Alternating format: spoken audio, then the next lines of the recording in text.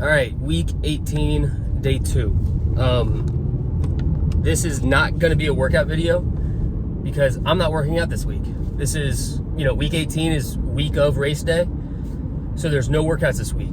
Well, I say that. I'm going to go jump on a stationary bike for half an hour this afternoon, and maybe do like a 2-mile run tomorrow, just something to keep my legs warm, keep the engine running. But other than that, there's no workouts this week, which is why there hasn't really been a video since week 17, and this will be the only one of week 18, because I'm not going to video a 2-mile run and have a 30-second video of, mile 1 was 8-minute miles, and then, like mile 3 I feel like is the least amount of miles that warrants a video, and even that is kind of cutting it close. So we're not going to do any videos of a little 2-mile run and 30-minute stationary bike ride. I figured I'd just kind of make a quick week leading up to video, kind of explaining what this week's going to look like, what race day is going to look like, and what some goals are here. So first of all, I think I've said this 100 times now, but my last big day was a week and a half ago now. It was exactly 2 weeks away from the actual race.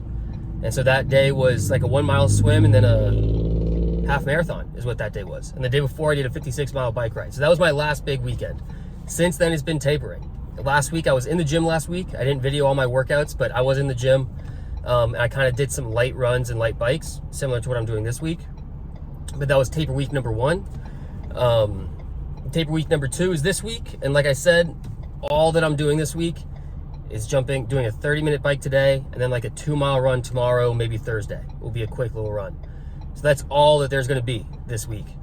So it's a heavy, heavy taper. You can absolutely overtrain yourself.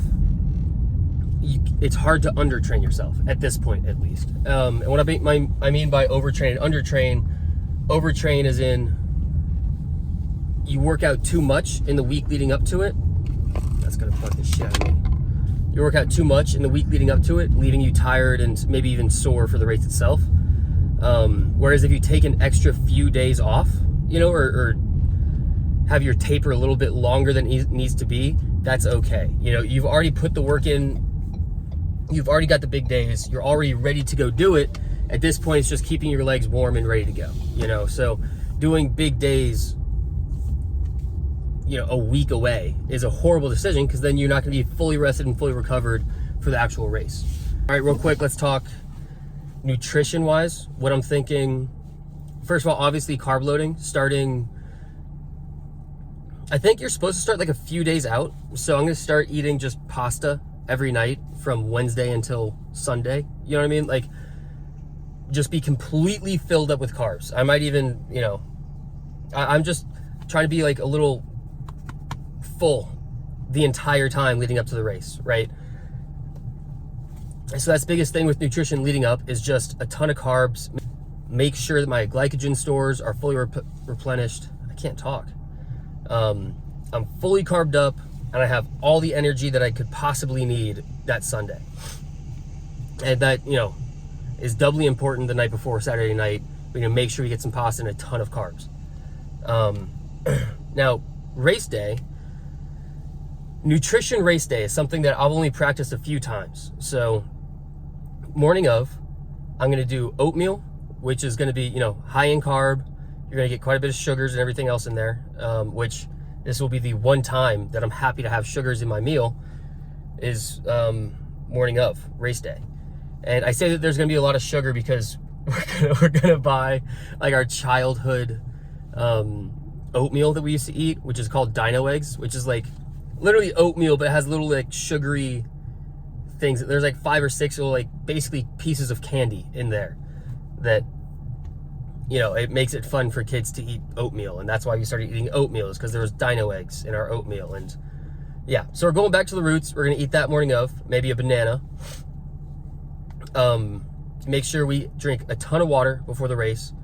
I'll probably have like a body armor as well, or something like that, something with a lot of electrolytes to make sure I'm fully prepared electrolyte wise. I'm gonna do the swim. I think immediately after the swim, I'm gonna have a light granola bar waiting for me. So all of the eating during the race will be done during the bike. I'm not gonna eat during the swim, obviously, and I don't want to eat during the run.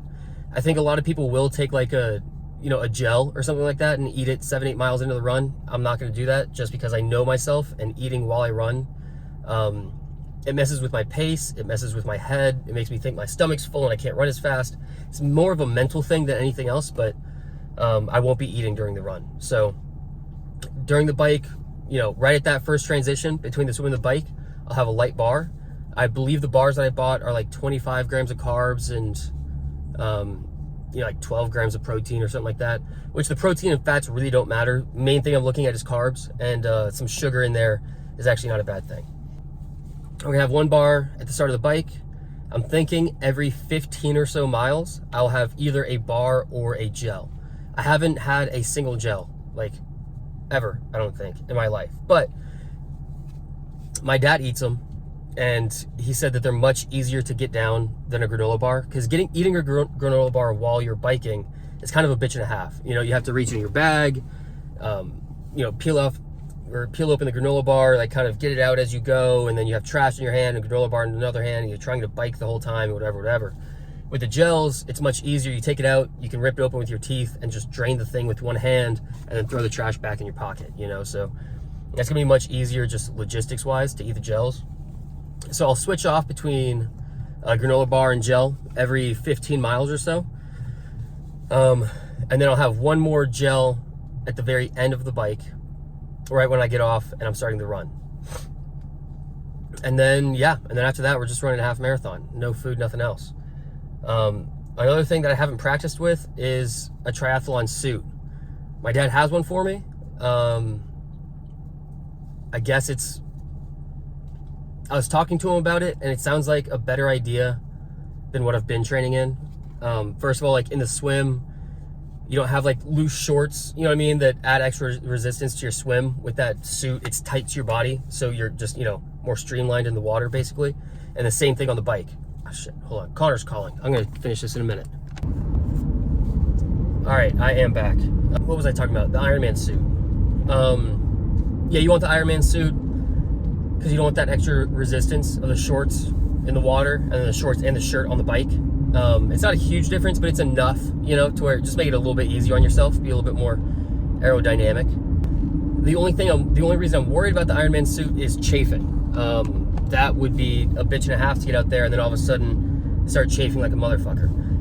It might not sound like a huge deal, but imagine jumping on a bike with wet shorts on and then, and then riding a bike on this small ass seat for 3.5 hours. Like, that doesn't sound very fun. So that's the only thing that I'm a little bit worried about.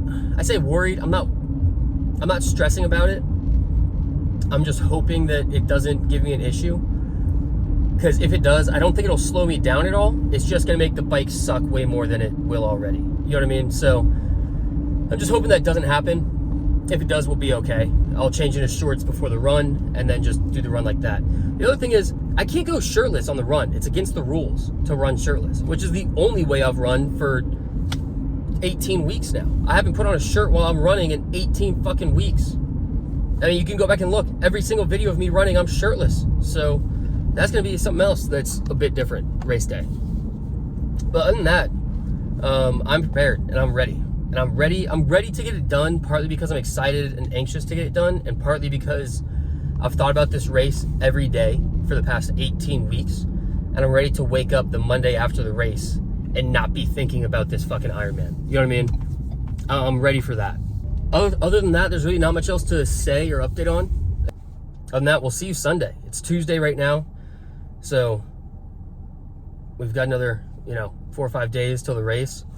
But the race will be on the last day of week 18 is what the race is going to be on. So we are there. We are there. All right. Well, that's it for now. I will see you guys Sunday. Good shit, team.